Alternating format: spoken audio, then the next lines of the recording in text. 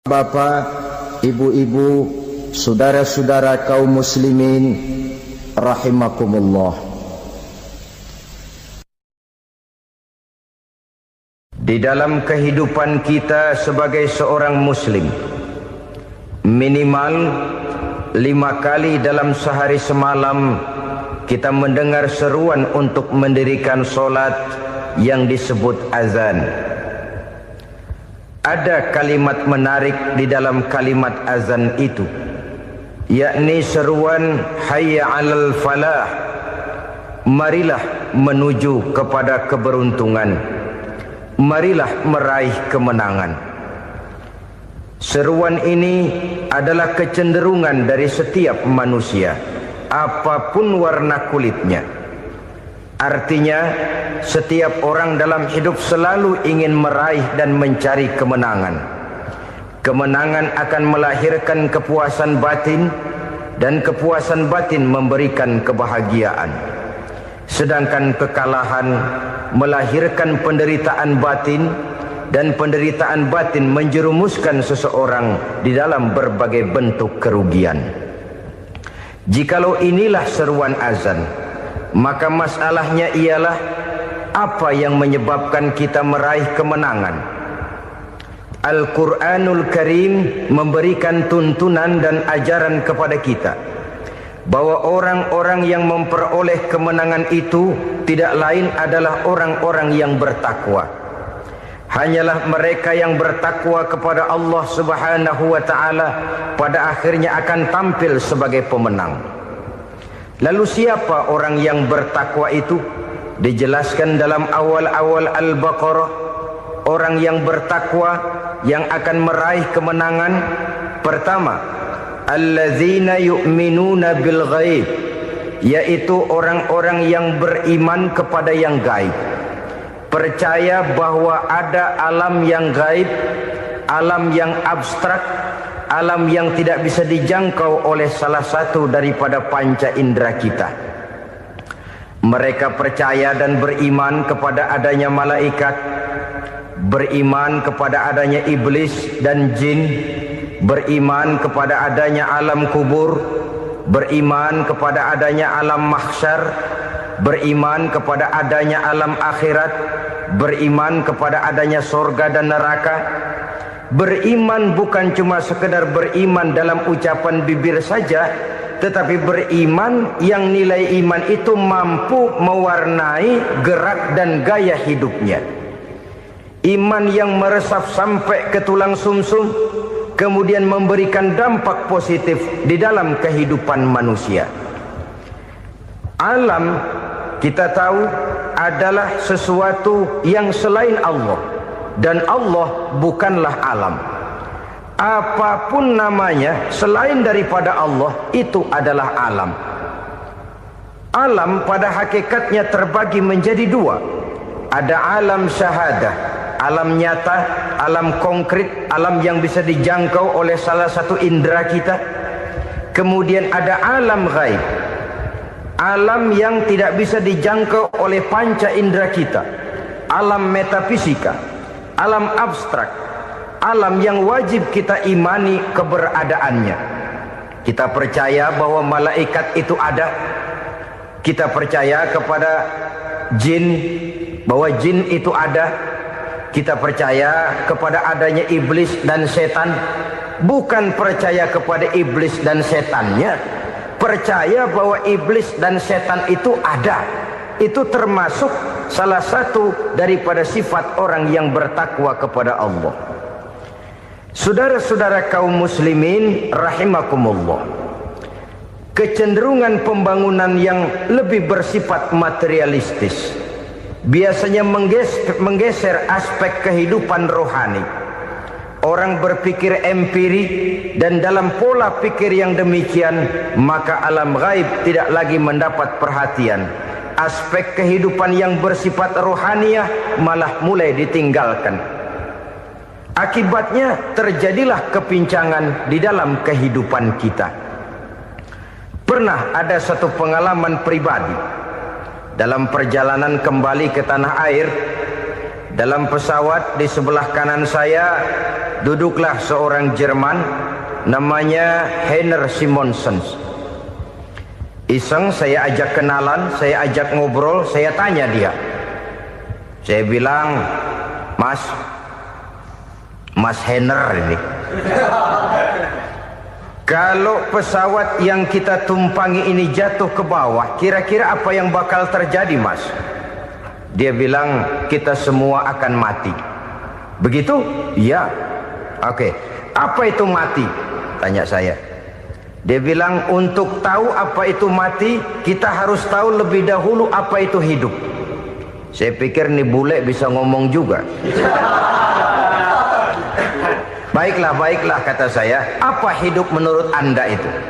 Oh, hidup itu dia bilang, kalau seluruh anggota badan kita bekerja secara normal, paru-paru memompa darah secara normal, jantung berdetak secara normal, sel-sel tubuh bekerja secara fit, dan organisme tubuh hanya mau bekerja secara normal, dia bilang, kalau kita memberi makan yang cukup, menu yang teratur, dan gizi yang lengkap. Saya bilang, kesimpulannya apa, Ner? Dia jawab, hidup adalah dari tangan ke mulut. Life is from the hand to the mouth, kata dia. Hidup adalah dari tangan ke mulut. Jadi masalah hidup tidak lebih daripada masalah isi perut. Orang pergi pagi, pulang sore, peras keringat, banting tulang, perut yang dibelain. Saya bilang, you are wrong. Sampean salah, Ner. Kamu orang Islam bukan? Bukan. Pantas. Kenapa saya salah? Dia bilang. Ya jelas salah. Salahnya di mana? Kamu ini manusia. Kalau hidup cuma dari tangan ke mulut, saya bilang, kambing di kampung saya juga begitu pikirannya, Ner. Itu kambing di kampung saya, asal perutnya kenyang, sudah hidup dia. Perkara besok bagaimana, lusa prospeknya macam mana, bulan depan ada apa, kambing nggak pernah mikir. Di kampung saya kambing juga pikirannya begitu. Kamu Kristen ya? Tadinya. Loh kok tadinya, lalu apa sekarang kamu ini? Dia bilang, sekarang saya netral. Saya tidak beragama, tapi saya percaya kepada Tuhan sebagai pencipta alam.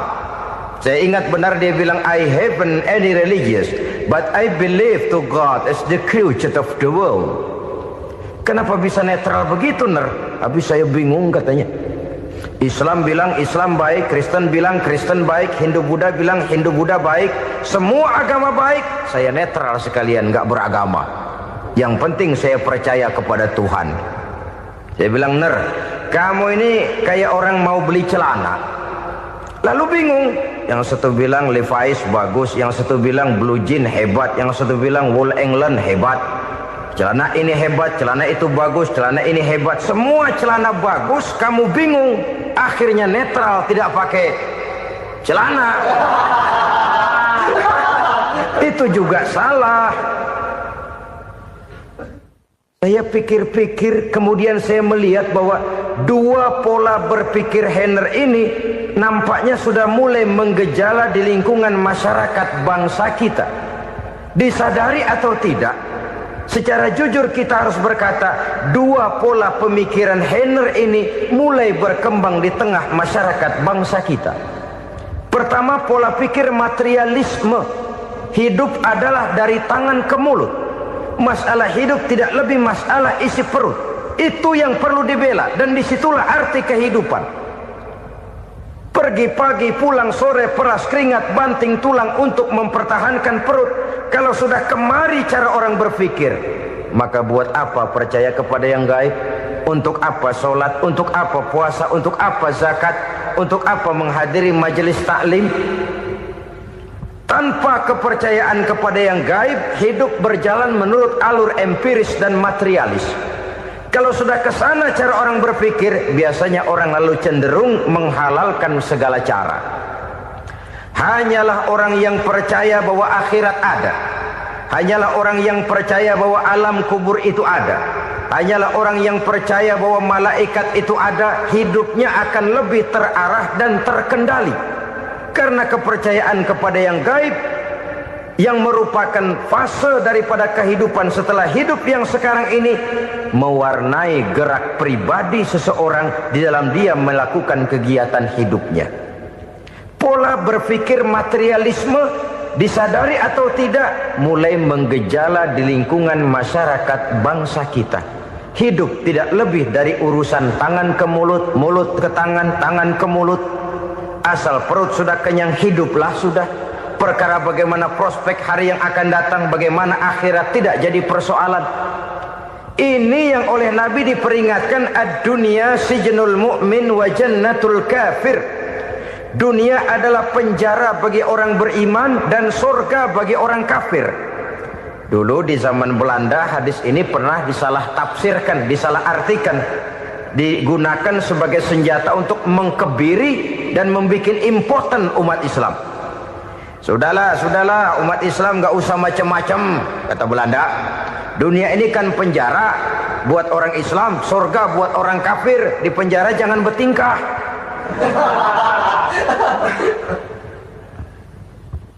Pengertiannya tidak begitu. Dunia adalah penjara bagi orang mukmin. Artinya dalam kehidupan dunia seorang mukmin tidak bebas memperturutkan hawa nafsunya.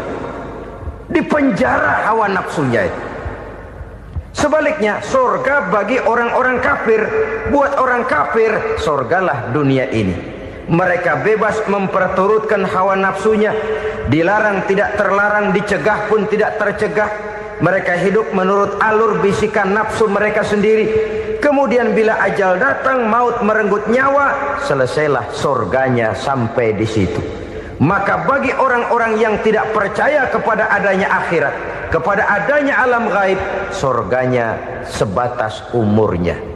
Sekali lagi, surganya sebatas umurnya. Bila umur selesai, ajal pun datang merenggut nyawa, selesailah sudah surganya sampai di situ. Alangkah pendeknya perjalanan orang-orang yang tidak percaya kepada alam gaib ini. Bagi kita mukmin, jikalau kita mampu memenjarakan hawa nafsu, kita bisa bahagia di dunia ini. Dan Islam memang tidak menyuruh kita sengsara di dunia. Raih dunia, kejar dunia, gapai dunia sebagai alat untuk mencapai kebahagiaan di akhirat nanti. Hidup adalah satu perjalanan panjang yang terbentang sejak kita terlahir dari alam rahim sampai kepada alam akhirat nanti.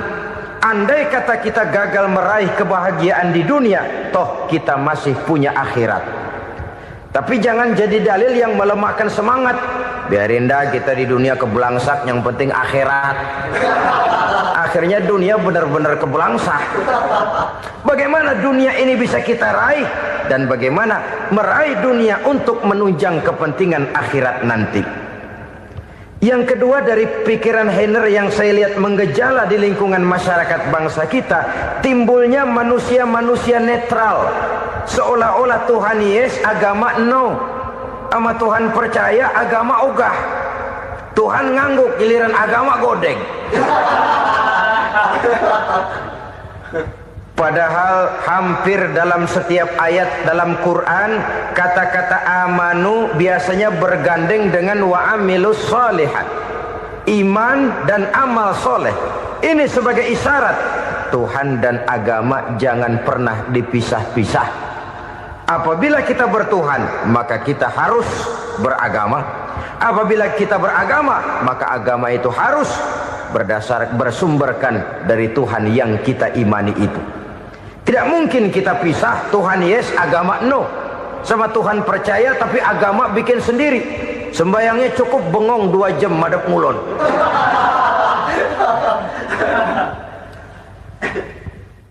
Saudara-saudara kaum muslimin rahimakumullah. Jadi dengan demikian, agama yang kita akui merupakan unsur mutlak di dalam pembangunan sekarang ini, merupakan bagian dari kehidupan yang menuntun kita bahwa di balik alam nyata ini, di balik alam syahadah ini ada alam gaib. Dan mudabbir, murabbi, yang mengatur, yang menguasai, yang memelihara, baik dia alam nyata, baik dia alam gaib, tidak lain adalah Allah Subhanahu wa ta'ala. Di sana ada satu super power, satu maha kekuatan yang kita perlu bersandar kepadanya. Sebagai makhluk nyata yang hidup di alam nyata, berbuatlah secara nyata sebagaimana harusnya kita berbuat. Karena Islam jelas bukan agamanya orang pemalas. Islam jelas bukan agamanya orang yang mengajarkan setelah selesai sholat boleh duduk, nggelenggem ayam-ayam, ndelohom, menghitung bintang di langit sambil menunggu keajaiban. Tidak. Islam adalah agama yang mengajarkan apabila sholat sudah selesai kamu kerjakan, bertebaranlah di permukaan bumi, cari karunia Tuhanmu. Jangan hidup berpangku tangan menunggu keajaiban. Karena hidup bukan undian. Jangan berharap untung besar tanpa mau peras keringat.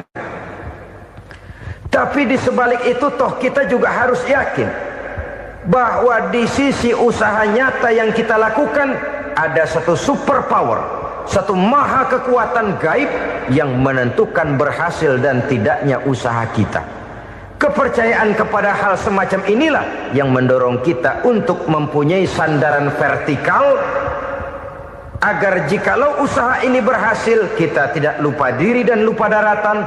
Jikalau usaha ini gagal, kita tidak putus asa dan buruk sangka, tidak cupik pandangan dan sempit hati, tapi mampu melihat persoalan dengan kacamata putih sambil husnuzon kepada Allah Subhanahu wa ta'ala. Kita percaya malaikat itu ada. Ada yang namanya Raqib dan Atid, mengawasi gerak hidup kita sampai kepada gerak hati kita. Ini memberikan sugesti agar kita berhati-hati. Tidak sejengkal tanah pun kita bisa berlindung dari pengawasan Raqib dan Atid. Ada Munkar Nakir yang akan menyoal kita di alam kubur. Ada malaikat Malik, penjaga neraka. Ada malaikat Ridwan yang menjaga surga. Kita percaya kepada adanya jin, kita percaya kepada adanya setan, iblis.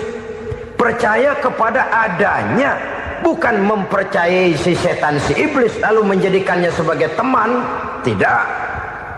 Percaya bahwa mereka itu ada dan merupakan makhluk Allah yang gaib yang diciptakan Allah Azza wa Jalla.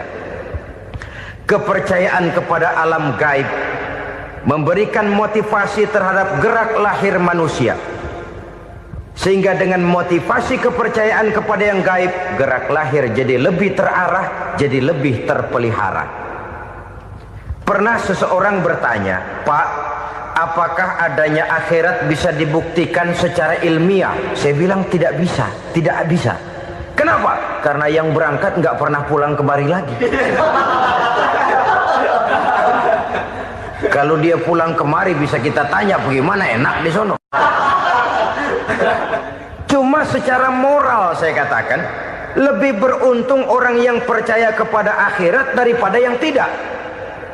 Sekarang saudara percaya akhirat ada, lalu saudara baik-baik di dunia, sholat, puasa, zakat, menolong orang lain, menebarkan kebajikan. Saudara mati, andai kata akhirat tidak ada, toh dalam hidup saudara sudah berbuat baik. Paling tidak nama saudara akan dikenang sebagai orang baik.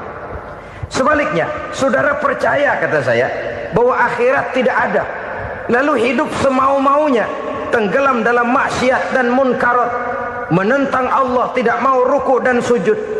Lalu saudara mati, kemudian akhirat ada. Ayo, mau apa? Bekal tidak punya. Jadi secara moral lebih beruntung orang yang percaya kepada adanya akhirat daripada yang tidak percaya. Dan itu alam gaib yang tidak bisa dibuktikan secara eksat. Jangankan untuk membuktikan seperti itu, dalam kehidupan sehari-hari saja yang kita rasakan tidak selalu berbentuk toh. Angin, bagaimana sih bentuknya angin? Kita tidak tahu. Merah, buktinya kalau dikerok merah. Yang merah itu kulit, yang kulit kita bukan anginnya. Sakit, rasa sakit itu ada, tapi bagaimana bentuk sakit kita nggak pernah tahu. Kalau kita makan cabai pedas, bagaimana bentuk pedas itu tidak ada, tapi rasa ada. Bentuk pedas hijau, cabenya bukan pedasnya. Tidak semua yang kita rasakan bisa kita gambarkan dalam bentuk yang konkret. Oleh karena itu, sekali lagi bahwa kepercayaan kepada alam yang gaib mampu memberikan satu sugesti yang menata kehidupan seseorang lebih lurus, lebih terarah, dan lebih terkendali. Maka wajar kalau kepercayaan kepada yang gaib mengantarkan seseorang untuk meraih kemenangan. Kenapa? Dia percaya kepada yang gaib, bahwa akhirat ada, bahwa alam kubur ada, bahwa pertanggungan jawab itu ada. Maka dia lalu tidak hidup saenae udele dewe, itu loh. Tidak hidup menurut seleranya sendiri, terarah, teratur. Ini cirinya yang pertama. Orang bertakwa yang akan meraih kemenangan, mereka beriman, mereka percaya kepada yang gaib. Bahkan hal-hal konkret saja selalu berangkat dari yang gaib. Saudara-saudara, para remaja, para pemuda sekarang ini tidak pernah tahu toh siapa yang akan jadi teman hidup saudara. Kita bisa saja ngerancang, mentargetkan, tapi toh akhirnya yang namanya jodoh bukan kekuasaan kita. Rezeki di luar kemampuan kita. Begitu juga ajal. Maut, jodoh, ajal adalah contoh-contoh konkret bahwa pada akhirnya yang gaiblah yang menentukan. Bertahun-tahun ngelancong, emang jodoh seret, nggak jadi.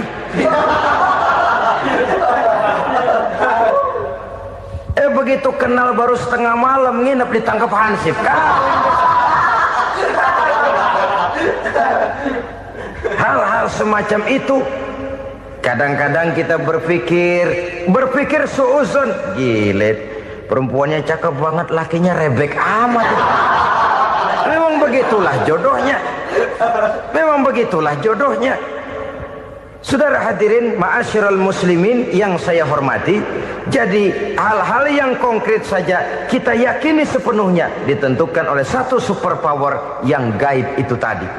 Dari sanalah segala ketentuan itu berangkat dan kesanalah segalanya akan kembali.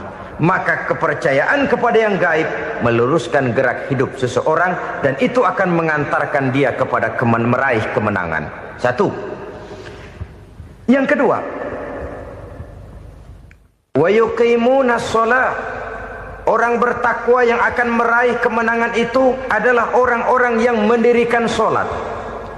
Kenapa sholat mengantarkan orang untuk meraih kemenangan? Yang jelas, inna sholata tanha anil fahsya'i wal munkar. Sholat mampu mencegah manusia dari perbuatan keji dan munkar. Banyak filsafat hidup yang terkandung di dalam sholat ini. Sejak kita wudhu sampai kita menghadap ke arah kiblat, sampai kita melakukan gerak-gerak sholat, bacaan-bacaan yang ada di dalam sholat, lalu sampai kepada mengucapkan salam. Banyak filsafat hidup yang terkandung di dalam sholat. Umpamanya saja, setelah takbiratul ihram mulai kita dengan sholat dalam posisi berdiri, diajarkan dalam kitab-kitab fikih agar kita melihat ke arah tempat sujud. Ini kan filsafat kehidupan. Kalau kamu sholat dalam posisi berdiri, lihat tempat sujud. Jangan sholat mata jelalatan, sebab nanti bisa mengurangi kekhusyuan. Jadi wajar kalau yang dikatakan bahwa yang paling afdol adalah shaf yang di depan. Kenapa? Secara harfiah pengertiannya akan lebih mengundang kekhusyuan. Kenapa? Kalau kita di shaf paling depan di masjid umpamanya paling banter kita lihat tembok. Tapi kalau kita shaf di tengah atau di belakang, orang-orang di depan kita pun akan kelihatan. Yang bajunya loreng, yang bajunya genggang, yang bajunya macam-macam. Kita lihat, kadang-kadang kita pikirin, ada yang bajunya bolong. Kita sholat tapi dalam hati, nih orang bajunya robek yang nggak tahu apa. Ada saja hal-hal yang mengusik kekhusyuan kita. Oleh sebab itu diajarkan dalam posisi berdiri, lihat, arahkan pandangan matamu kepada tempat sujud. Ini kan filsafat kehidupan. Maksudnya apa? Kalau lagi diri lihat dong tempat sujud.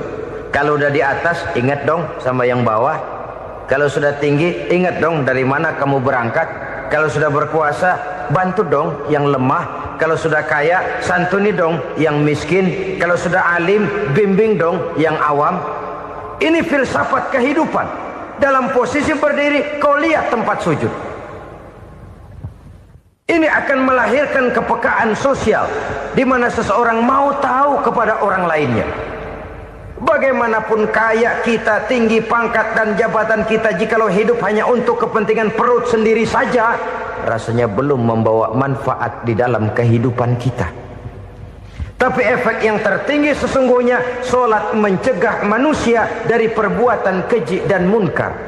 Perbuatan keji dan munkar, walaupun kelihatannya mendatangkan uang, membawa keuntungan, tapi itu keuntungan semu, keuntungan sementara. Dengan menipu orang lain kita bisa dapat untung, tapi tidak membawa berkah. Dan itu adalah kerugian besar dalam kehidupan kita. Maka untuk meraih kemenangan harus dimulai dengan membentuk kepribadian yang tegar, memiliki sandaran vertikal yang langsung kepada Allah Subhanahu wa ta'ala. Dan itu hanya bisa kita tempuh melalui jalur ibadah formal yang sudah ditentukan Allah, yakni solat yang 5 waktu. Untuk memperkuat itu ada solat-solat sunnah, rawatib, nawafil sebagai terminal kontrol cadangan untuk memelihara stabilitas temperatur batin di dalam kita berhubungan dengan zat yang maha gaib, yaitu Allah Subhanahu wa ta'ala. Orang sering bertanya, Pak, itu tetangga saya nggak sholat, duitnya nggak habis-habis, Pak. Nggak sholat tapi mobilnya tambah terus. Nggak sholat tapi usahanya makin maju. Tapi di sisi lain ada orang yang rajin sholat, rezekinya butak bener. Anaknya mana kurus, mana korengan. Saudara hadirin ma'asyiral muslimin rahimakumullah. Harus saya katakan bahwa solat memang bukan untuk cari duit. Solat adalah sandaran vertikal kita kepada Allah. Sedangkan soal rezeki itu berkaitan dengan sifat Allah maha pengasih dan maha penyayang. Allah maha pengasih, siapapun dikasih kalau mau usaha. Allah maha penyayang, tidak semua orang disayang oleh Allah Azza wa Jalla. Dan belum tentu banyak harta itu merupakan nikmat. Mungkin juga istidraj. Artinya istidraj itu dikasih tapi diambulin, kalau bahasa Betawinya itu. Dikasih tapi diambulin, itu bukan merupakan nikmat sesungguhnya, lebih merupakan azab dari Allah Subhanahu wa ta'ala.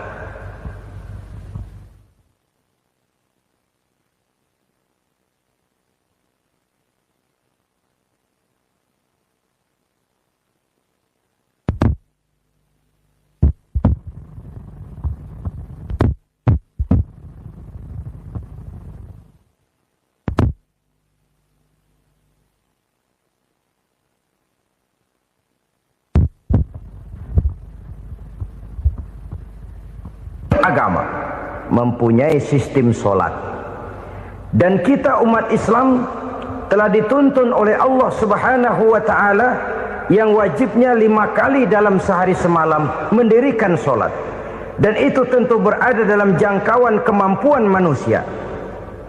Pada awalnya barangkali kita memang merasa solat itu satu kewajiban, tapi semakin kita hayati makna, manfaat dan filsafat yang terkandung di dalam ajaran solat, semakin sampai kita kepada keyakinan bahwa solat adalah keperluan kita. Sehingga pada waktu tertentu dinilai puncaknya, kita tidak lagi akan berkata saya wajib solat, tapi kita akan berkata saya perlu solat. Kalau kita sudah merasakan itu adalah keperluan kita, nah di sanalah kita baru akan merasakan ruginya kalau hal itu tidak kita laksanakan. Sepanjang kita masih berkata saya wajib sholat, kita akan lebih merasakan dia sebagai beban ketimbang sebagai keperluan. Yang jelas Allah tidak memerlukan ibadah yang kita laksanakan ini. Dengan kata lain, andai kata satu dunia penuh ini orang tidak ada yang sholat satu pun, Allah tidak akan turun dari jabatan Tuhan. Jangan lalu berpikir kalau kita ngambek se-RW kagak sembahyang Tuhan tekor kali ini ya. Tentu tidak. Itu perlunya kita, bukan perlunya Allah. Dan pada induknya kita akan berkata, saya perlu agama.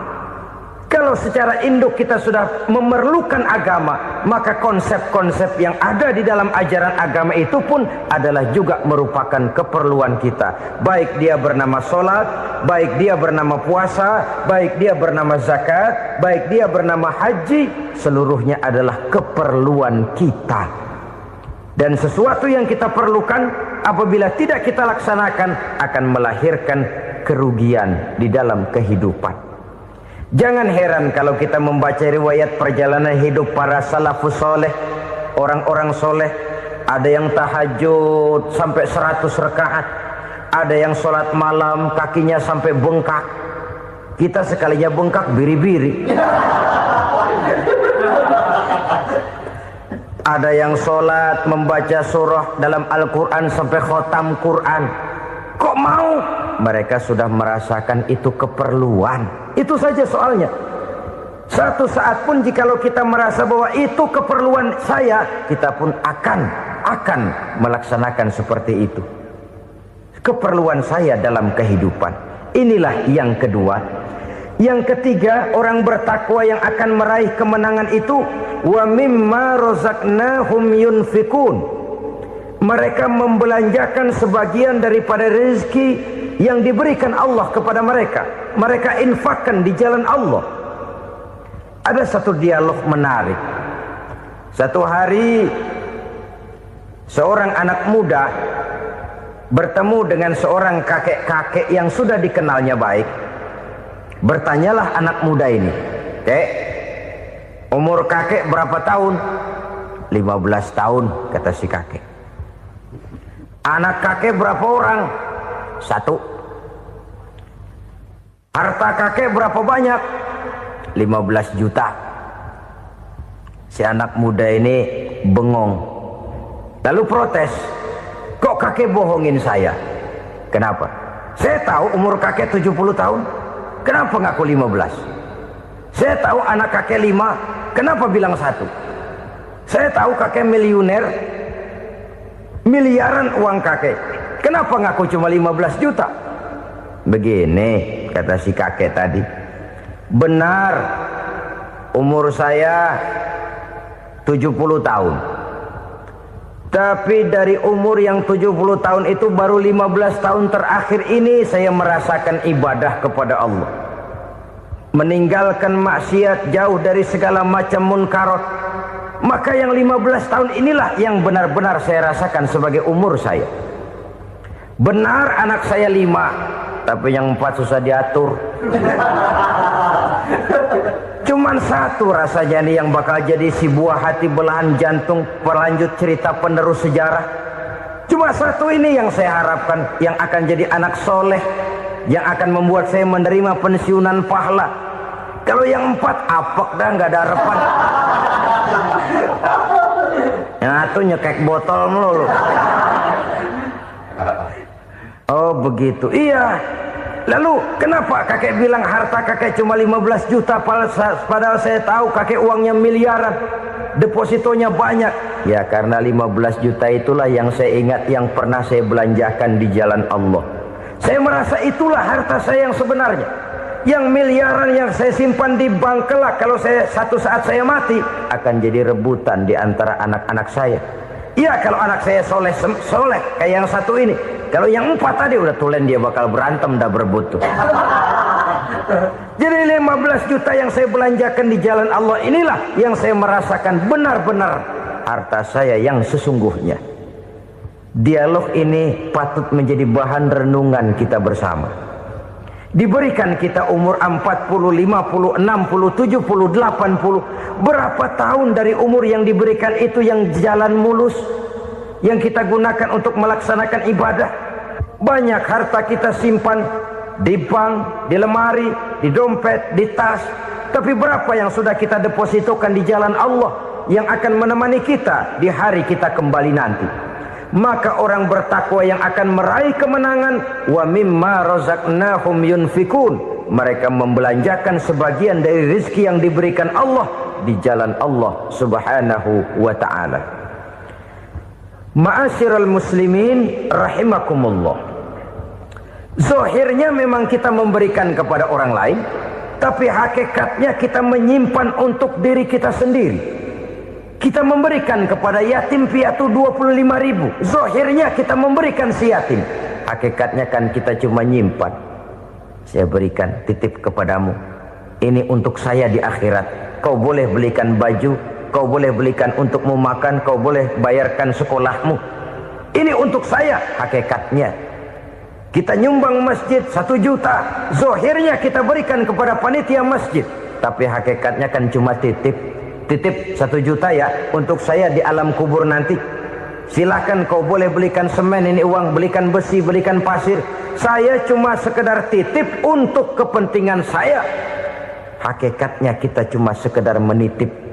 Sebagaimanapun pada hakikatnya, apapun yang kita miliki dalam kehidupan kan cuma sekedar hak guna pakai, bukan hak milik mutlak. Harta kita, rumah kita, kendaraan kita, kebun kita, pabrik kita, hak guna pakai saja. Hak milik mutlak cuma untuk Allah Subhanahu wa ta'ala. Saudara-saudara kaum muslimin rahimakumullah. Ini yang ketiga. Kemudian yang keempat, orang-orang bertakwa yang akan meraih kemenangan, allazina yu'minuna bima unzila ilaika. Mereka yang beriman, mereka yang percaya kepada apa yang telah diturunkan kepadamu Muhammad, ay Al-Quran, yakni Al-Quranul Karim. Setelah percaya kepada yang gaib, mendirikan solat, kemudian menginfakkan sebagian dari rezeki yang diberikan Allah, mereka juga lalu percaya kepada yang diturunkan terhadap Nabi, yaitu tidak lain Al-Quranul Karim. Sekali lagi di sini, percaya bukan hanya sekedar percaya saja, tetapi percaya lalu menjadikan Al-Quran itu sebagai pedoman hidup. Sebab memang Al-Quran itu adalah GBHM, garis-garis besar haluan muslim.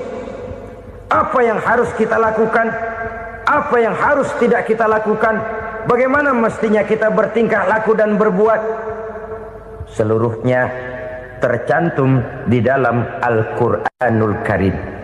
Itu sebabnya ketika satu hari Aisyah ditanya bagaimana akhlak Rasul, beliau menjawab, kana Rasulullah sallallahu alaihi wasallam khuluquhul Quran. Akhlak daripada Rasulullah tidak lain adalah Al-Quran. Jawaban simpel ini memberikan gambaran bahwa keseluruhan daripada konsepsi Quran sudah diterjemahkan dalam kehidupan Rasulullah sallallahu alaihi wasallam.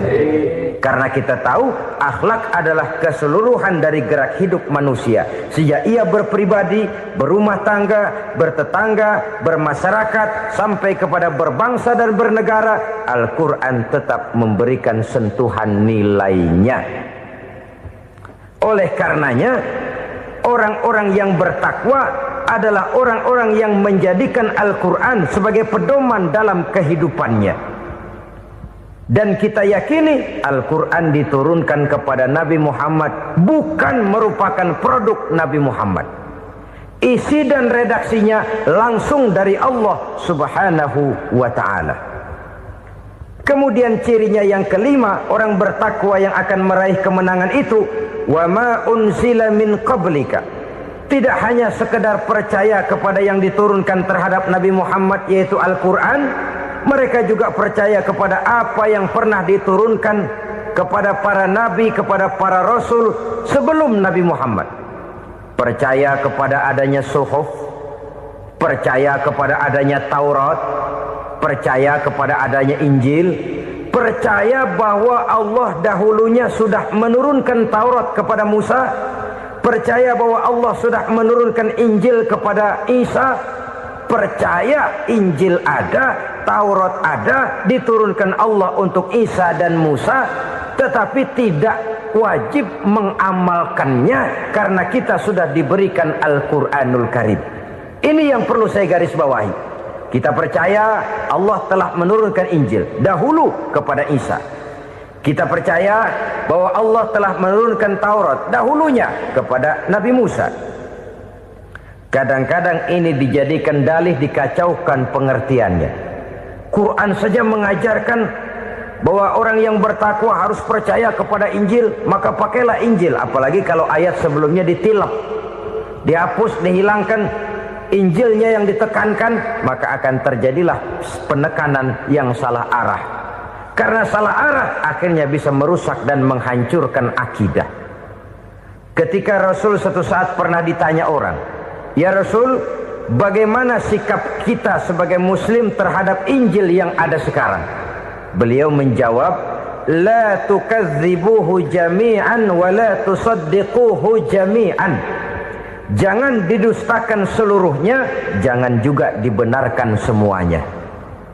Artinya, ini sudah merupakan gambaran dari Rasul bahwa dalam Injil yang ada sekarang masih ada ajaran-ajaran tauhid yang dibawa oleh Nabi Isa dan diajarkan kepada umatnya. Tapi juga dalam Injil yang sekarang ini sudah terkena intervensi dan investasi manusiawi. Karena itu Rasul menyimpulkan, la tukadzibuhu jami'an wa la tusaddiquhu jami'an. Jangan didustakan semua, jangan dibenarkan seluruhnya. Kita memang percaya Allah telah menurunkan Injil kepada Nabi Isa dulu, tapi kita tidak wajib mengamalkan Injil.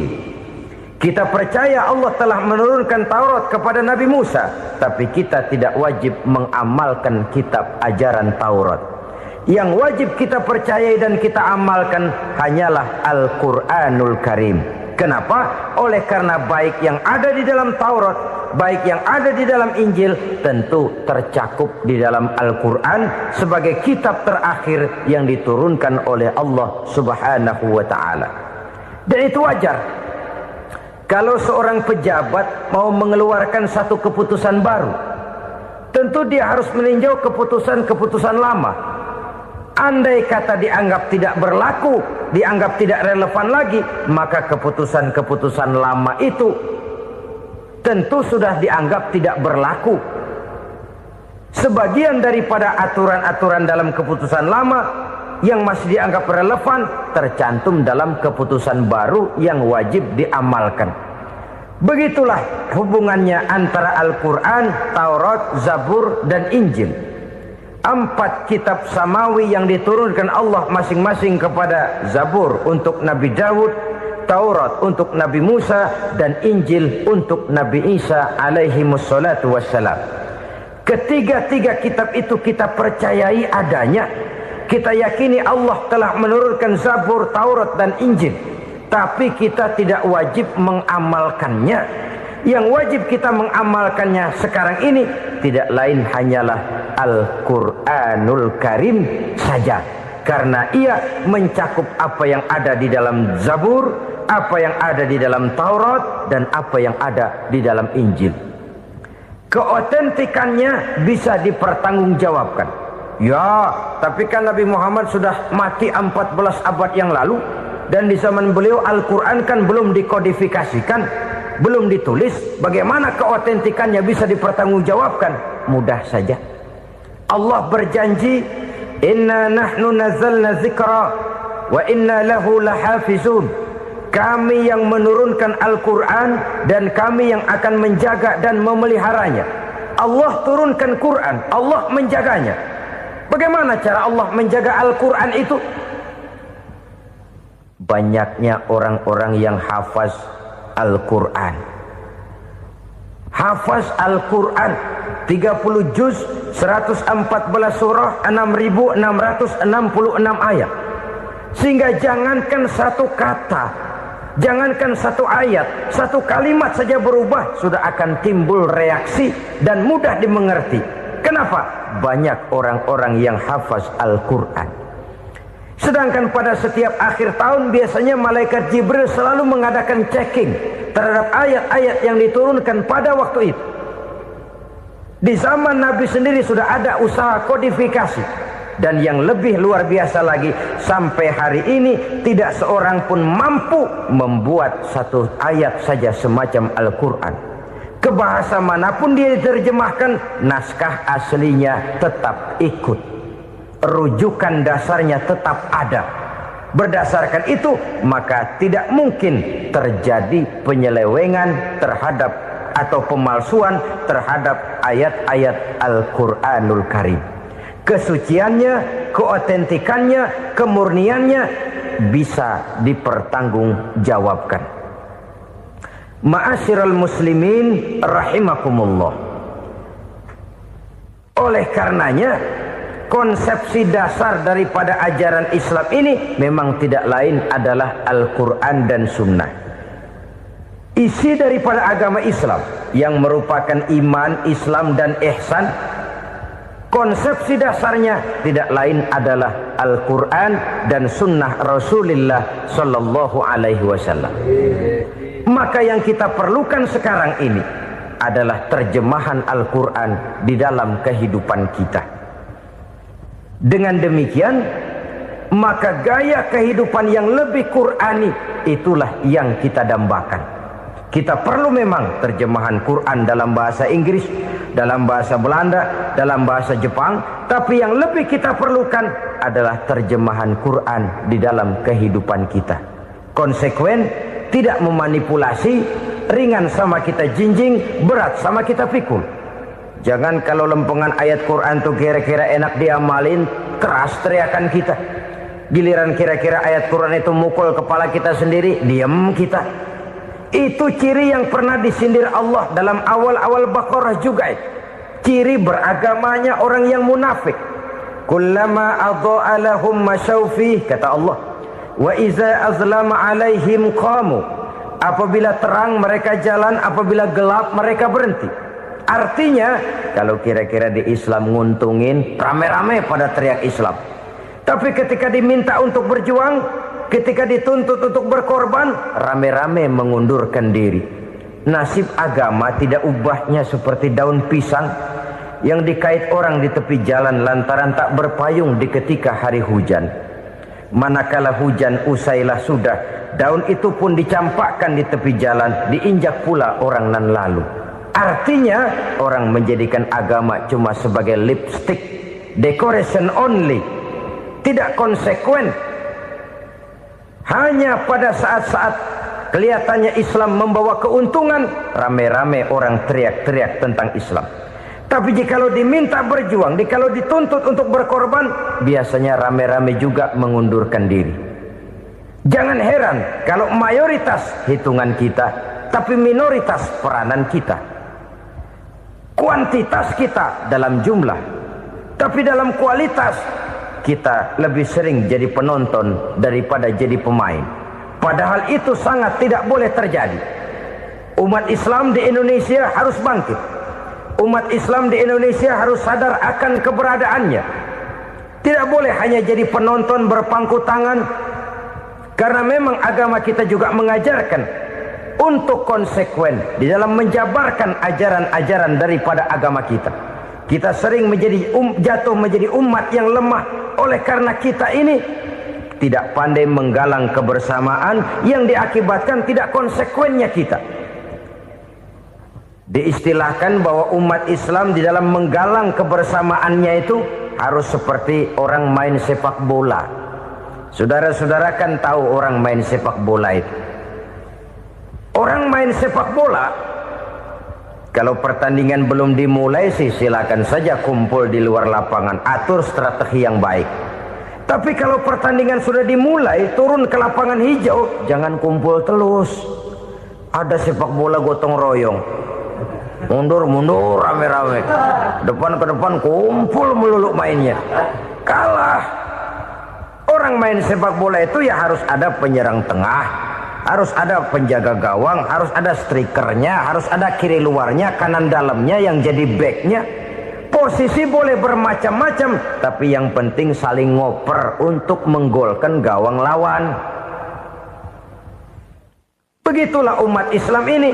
Boleh ada yang jadi pejabat, boleh ada yang jadi pengusaha, boleh ada yang jadi petani, silakan ada yang jadi seniman, ada yang jadi penyair, ada yang jadi artis sekalipun. Tapi kalau sudah berhasil menguasai bola, jangan lupa operannya. Operan itu yang langka. Kita ini muslim kadang-kadang kalau sudah memegang menguasai bola, kalau belum mau mampus, belum mau ngoper. Nanti kalau sudah nggak punya bola, baru mau ngoper. Kalau sudah dengar-dengar mau dekat pensiun, baru mau jihad, baru mau berjuang, baru mau ngurus pesantren. Tanda tangan sudah tidak laku, memo sudah tidak dihargai, baru mau berjuang. Kemarin kemana mas? Kita tidak pandai memanfaatkan posisi. Dengan kata lain, kalau kembali kepada persoalan kita, konsekuensi kita terhadap agama yang kita anut ini belum ideal. Kita masih lebih sering berislam ini pada saat-saat yang menurut perhitungan kita membawa keuntungan. Tapi kalau diminta berjuang, dituntut berkorban, yang itu pun hakikatnya adalah untuk kepentingan kita juga. Allah tidak pernah menuntut kita untuk jihad bagi kepentingan Allah, itu tidak. Berjuang menegakkan agama Allah, apakah untuk kepentingan Allah? Tidak. Untuk kepentingan kita. Sebab nilai-nilai jihad itu pada akhirnya akan membawa kita kepada satu kebahagiaan. Setidaknya kalau tidak di dunia, tentu di akhirat sebagai syahid. Oleh karena itu, pada bagian akhir ini saya ingin mengajak, marilah kita konsekuen. Sekali kita berkitabkan Al-Quranul Karim, mari dia kita jadikan pedoman. Jangan cuma kita jadikan sebagai penghias dinding, pelengkap rumah, bahwa di rumah kita ada Al-Quran, tapi yang baca kecoa. Habis pada bolong tuh Quran. Yang penting kan punya Quran. Ditaruh di pintu rumah. Biar apa? Biar kuntilanak kagak masuk katanya. Ya apa itu nasib Quran? Cuma kerjanya jaga pintu, ngusir kuntilanak, ngusir memedi. Bagaimana kita hidup menurut tuntunan Al-Quran? Kadang-kadang tidak pernah menjadi masalah bagi kita. Maka bagaimanakah Al-Quran akan mungkin membawa keberkahan dalam hidup kalau ajarannya kita injak-injak dalam keseharian kita? Mewujudkan gaya hidup yang lebih Qurani, itulah yang akan kita rintis di dalam kehidupan kita. Bertahap, step by step, menurut kemampuan yang ada pada kita. Jika jalan ini tidak bisa kita selesaikan, percayalah akan ada generasi penerus yang akan melanjutkan usaha dan cita-cita mulia itu.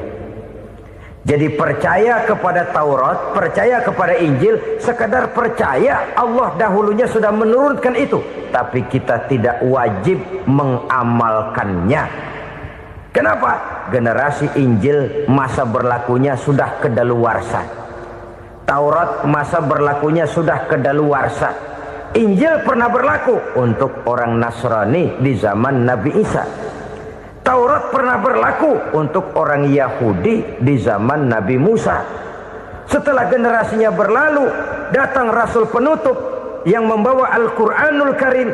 Maka Al-Quran itulah yang berlaku menjadi pedoman sampai hari akhir nanti. Jangan jauh dari Al-Quran, karena apabila ini kita lakukan, maka kita akan kembali kepada satu gaya hidup yang jauh dari tuntunan agama, dan itu artinya kita akan semakin jauh untuk meraih kemenangan. Saudara-saudara kaum muslimin rahimakumullah. Yang keenam, yang terakhir, orang-orang bertakwa yang akan meraih kemenangan itu wabil akhirati hum yuqinun. Mereka percaya, mereka yakin seyakin-yakinnya akan adanya hari akhir, di mana seseorang akan mempertanggungjawabkan seluruh perbuatannya di dalam hidup ini. Dan tidak ada satu perbuatan yang bagaimana kecilnya sekalipun yang tersembunyi dalam pandangan manusia yang tidak akan dibukakan persoalannya di mahkamah Qadi Rabbul Jalil di akhirat nanti. Itulah sebabnya maka percaya kepada akhirat disebut secara khusus. Padahal di awal tadi sudah dijelaskan yu'minuna bil ghaib, percaya kepada alam gaib, dan alam gaib ini termasuk akhirat. Kenapa pada bagian akhir disebut lagi akhirat? Karena ternyata bahwa kepercayaan kepada adanya akhirat merupakan induk dari kepercayaan terhadap adanya malaikat, setan, jin dan lain sebagainya, dan akan lebih memberikan sugesti dalam kehidupan manusia untuk meluruskan gerak hidupnya. Jikalau satu saat tergerak hati akan berbuat kejahatan, ingin mencuri, sadarlah, awas ada akhirat. Sebab kalau kita cuma teriak awas ada polisi, itu cuma tertunda sementara. Begitu polisi meleng, embat.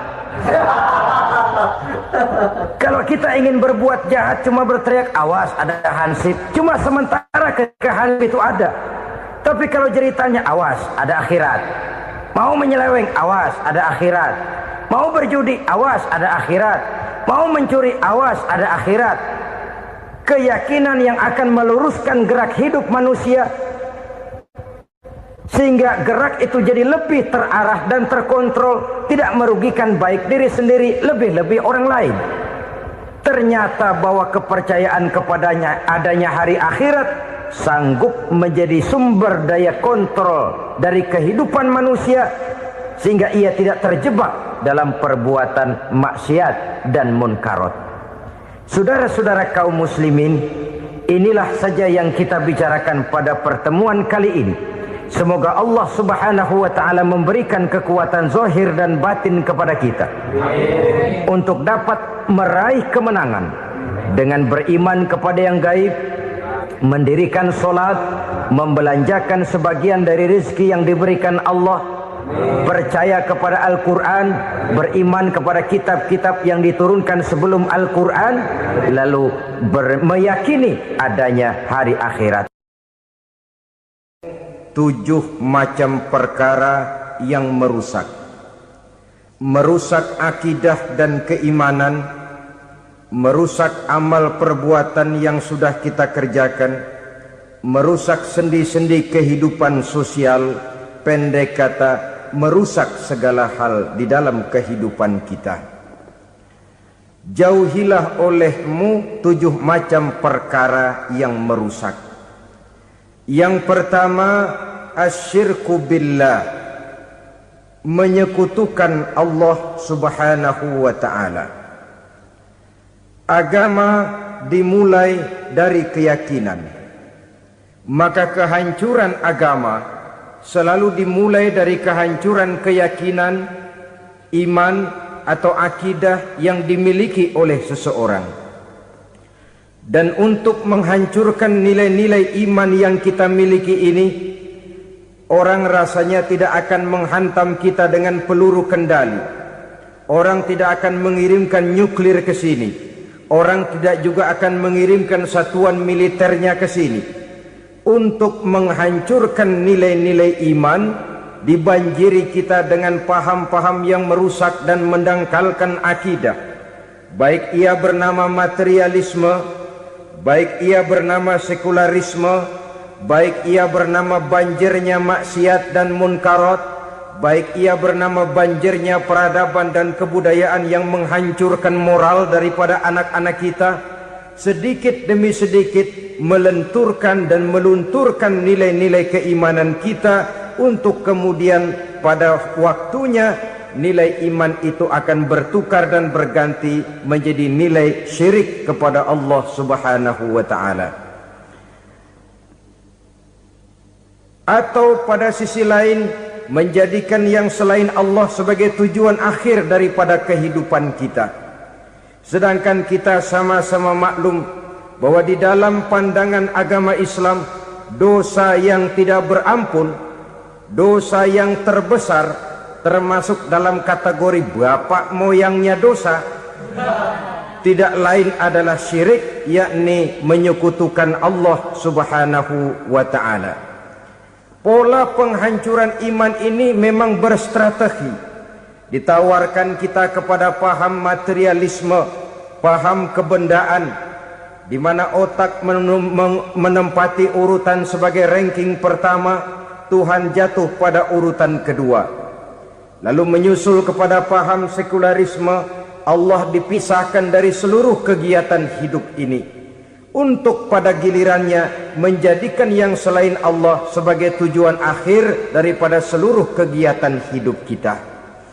Oleh karenanya, kewajiban menjaga nilai-nilai iman ini merupakan kewajiban yang mulia tetapi berat, tidak hanya untuk kita, tetapi juga bagaimana mewariskannya kepada anak-anak kita, generasi yang akan datang.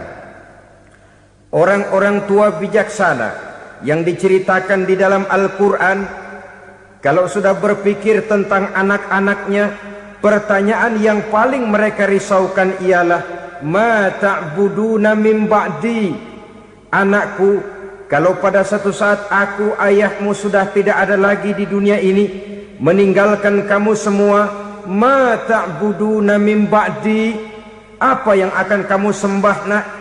Jikalau sekarang ayahmu masih mau ke masjid, masih mau melakukan rukuk dan sujud, masih beribadah menyembah Allah Subhanahu wa ta'ala, kalau orang tuamu sudah tidak ada, ma ta'buduna min ba'di, masihkah engkau mau datang ke masjid? Masihkah engkau mau rukuk dan sujud? Masihkah engkau mau menyembah Allah Subhanahu wa ta'ala? Pertanyaan ini yang dipikirkan oleh Nabi Yakub kepada putra-putranya. Pertanyaan ini yang diteruskan oleh Nabi Ibrahim kepada anak-anaknya. Pertanyaan ini yang diwariskan oleh generasi ulama'us salafus saleh kepada para generasi berikutnya. Bagaimana kita generasi sekarang? Kita orang-orang tua sekarang bukan berfikir ma ta'buduna min ba'di, malah yang kita fikirkan ma ta'kuluna min ba'di. Kalau bapak tidak ada nanti kamu makan apa nak? Perkara kamu nyembah apa, urusan nomor 18. Yang penting kamu nanti hidup bisa makan nak. Maka kita sibuk mewariskan harta kepada anak-anak kita. Kita sibuk mewariskan kebun dan tanah kepada anak-anak kita.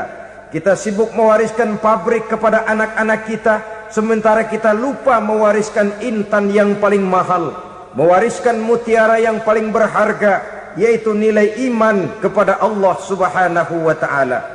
Alangkah baiknya apabila warisan harta, warisan tanah dan kebun, warisan rumah dan pabrik didasari lebih dahulu dengan mewariskan nilai iman kepada Allah Subhanahu wa ta'ala. Sebagai orang-orang tua, kita boleh bersedih kalau anak kita tidak mengerti komputer. Kita boleh bersedih kalau anak kita tidak mengerti matematika. Kita boleh bersedih kalau anak kita tidak mengerti bahasa Inggris. Tapi sewajarnya lebih bersedihlah kita orang tua jikalau mempunyai anak yang tidak kenal Allah sebagai Tuhannya, yang kemudian tidak mau rukuk dan sujud kepada Allah Tuhannya. Itulah kemalangan yang paling malang bila kita meninggalkan generasi yang tidak bertauhid kepada Allah Subhanahu wa ta'ala. Betapapun anak kita tidak ngerti komputer, saudara, paling-paling kerugiannya cuma kerugian dunia. Masuk dia ke alam barzakh, munkar nakir tidak akan sempat tanya kau belajar komputer apa tidak. Kumpul dia di padang mahsyar, malaikat juga tidak akan tanya matematikamu nilainya berapa. Yang ditanya, kau kenal Allah, kau rukuk dan sujud kepadanya, kau pernah datang ke masjid. Oleh karena itu sekali lagi, menjaga nilai iman tidak hanya untuk kita, tetapi juga mewariskannya kepada anak-anak kita, generasi yang akan datang. Sungguh kemalangan yang paling besar apabila kita meninggalkan anak-anak kita. Mereka kita tinggalkan lemah ekonominya, itu tidak baik. Mereka kita tinggalkan lemah otaknya, itu pun akan membuat mereka tertinggal oleh yang lain. Tapi yang paling celaka, jikalau kita tinggalkan mereka dalam kondisi lemah imannya, rapuh akidahnya, tidak baik dan tidak betul keyakinan hidupnya. Oleh karena itu Nabi berpesan, jauhilah 7 perkara yang merusak. Yang pertama, syirik kepada Allah Subhanahu wa ta'ala, menyekutukan Allah baik dalam ucapan, dalam keyakinan ataupun dalam perbuatan. Ini perkara pertama yang termasuk 7 perusak besar di dalam kehidupan. Kalau sudah jatuh kita ke lembah syirik, bagaimanapun banyak kebaikan yang kita kerjakan, berjiwa sosial, bertangan pemurah, gemar menolong orang lain, kalau memang dasarnya syirik, maka seluruh kebaikan kita akan hancur, tidak akan ada nilainya dalam pandangan Allah Subhanahu wa ta'ala.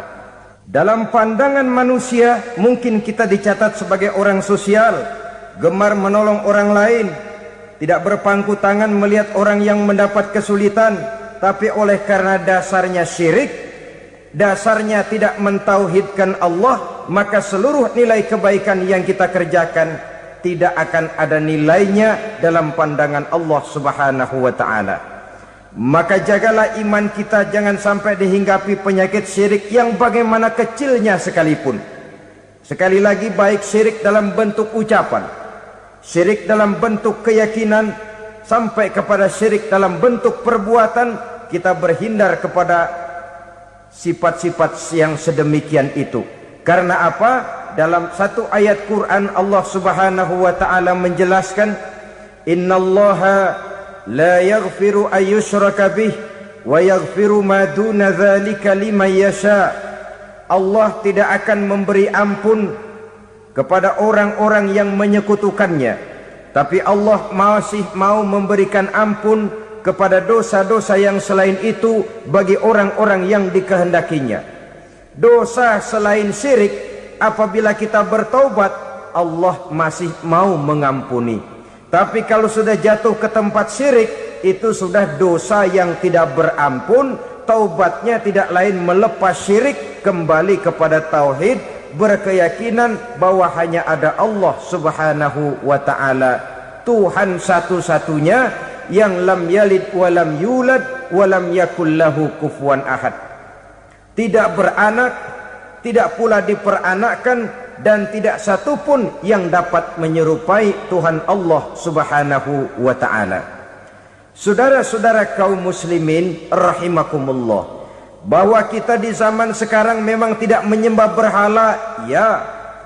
Bahwa kita tidak berterang-terangan mengatakan Tuhan lebih dari satu, memang. Bahwa kita tidak berkeyakinan Tuhan itu punya anak atau diperanakkan, tentu.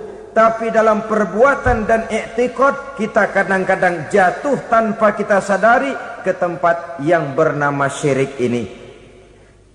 Oleh karenanya, di zaman di mana teknologi makin canggih, di mana kemajuan pembangunan makin menjangkau berbagai aspek kehidupan, diperlukan keseimbangan antara kemajuan fisik material dengan kemajuan mental spiritual. Apabila tidak ada keseimbangan, yang terwujud tentulah kepincangan, yang diawali dengan pincangnya cara kita berpikir, sehingga pada akhirnya akan mengarah kepada pincangnya cara kita berbuat dan bertindak di dalam kehidupan kita. Oleh karena itu Nabi berpesan, jauhilah sifat syirik, karena syirik merupakan dosa yang teramat besar. Ini sifat merusak yang pertama. Yang kedua, kata Nabi, wasihra, jauhilah sihir. Sihir ini juga termasuk perkara yang merusak kehidupan. Kita semua sama-sama maklum bahwa sihir sebenarnya bukan persoalan baru. Sejak sebelum datang Islam, sihir itu sudah ada. Di zaman Yunani kuno, sihir ada.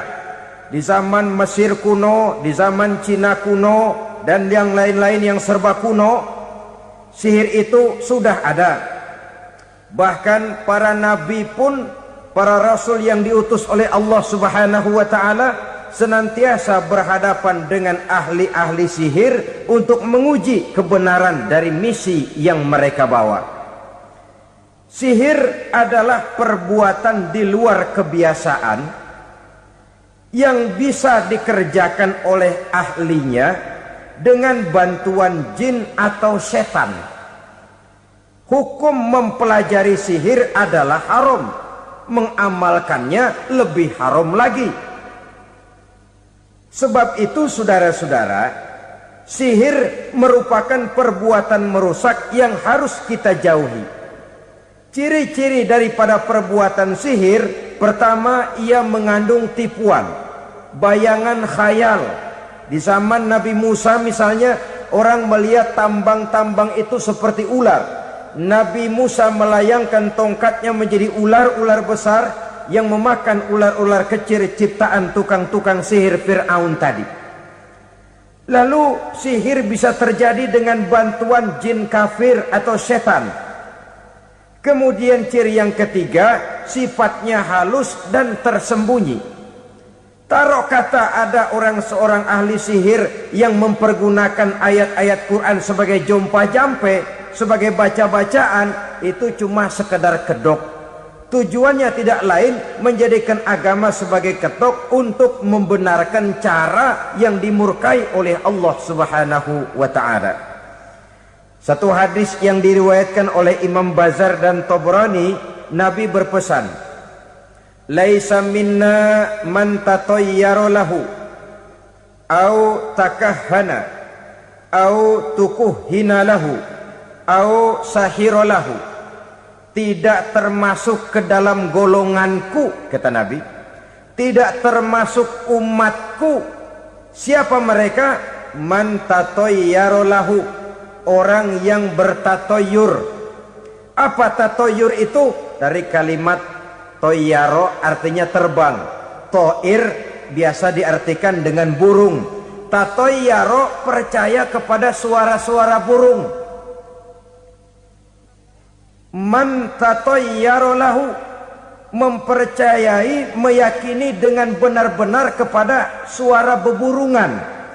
Kan suka ada itu, nah bunyi burung tuh, maling liwat. Maling liwat. Burung bunyi, maling liwat. Itu termasuk tatayyara lahu, percaya kepada suara burung. Kan aneh kalau suara orang nggak dipercaya, suara burung malah dipercaya. Ada ustadz ceramah, kiai ngaji, nggak mau didengerin, burung dengerin bener. Nah, suaranya dari sebelah mana? Belah kulon. Nah, itu tandanya ano. Habis dihitung-hitung. Itu termasuk tatayyara lahu. Au takahana, atau bertenung, au tukuhina, atau minta ditenungkan, au sahirolahu, atau melakukan perbuatan sihir atau minta disihirkan. Laisa minna, tidak termasuk ke dalam golonganku, kata Nabi. Sehingga dengan demikian saudara-saudara, menghadapi sihir dengan sihir sekalipun termasuk perbuatan yang tidak diajarkan oleh agama. Kita kan mempelajari sihir untuk jaga diri. Tidak apa-apa. Yang dilarang mengamalkannya, dilarang juga mempelajarinya. Sebab orang kalau sudah mengetahui, biasanya lalu terangsang untuk mencoba. Kalau percobaannya berhasil, biasanya terangsang untuk coba lagi dan coba lagi. Pada akhirnya ketagihan, lalu beralih menjadi profesi, apalagi itu nanti bisa mendatangkan hasil uang. Saudara-saudara kaum muslimin rahimakumullah, kita manusia makhluk nyata. Kita hidup di alam nyata, terikat oleh sunnatullah, causality. Oleh karenanya, bagi kita keyakinan yang penuh, keikhlasan di dalam bertuhankan Allah, penyerahan diri sepenuhnya hanya kepadanya, itu sudah merupakan obat penangkal yang sangat ampuh agar kita tidak terkena penyakit-penyakit yang dibuat oleh setan dan para pembantunya.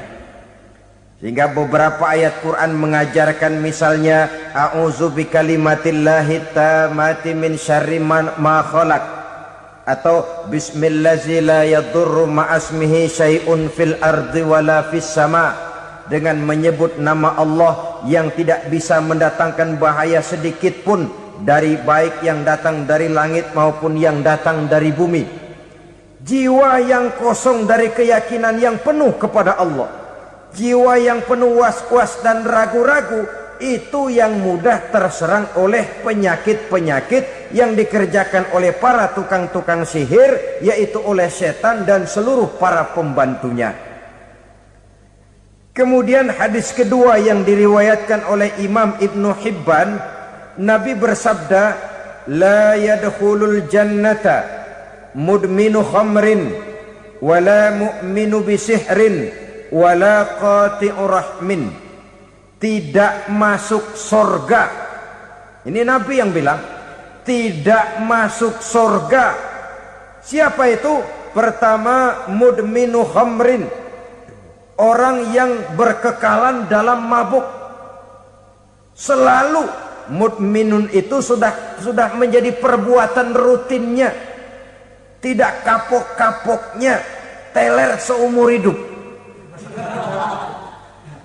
Mudminu khamrin, tidak masuk surga orang yang selalu bermabuk-mabukan.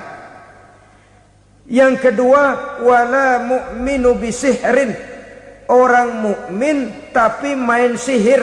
Ini juga oleh Nabi diperingatkan, tidak akan masuk surga orang mukmin tapi suka main sihir. Wala qati'u rahmin, dan tidak juga orang yang memutuskan silaturahmi. Tiga macam manusia yang diperingatkan Nabi tidak akan masuk surga: orang yang selalu mabuk, orang mukmin yang main sihir, dan orang yang memutuskan silaturahmi. Saudara-saudara kaum muslimin rahimakumullah. Lalu orang berkata, kenapa dilarang kita bersihir? Padahal Rasul sendiri kan punya mukjizat.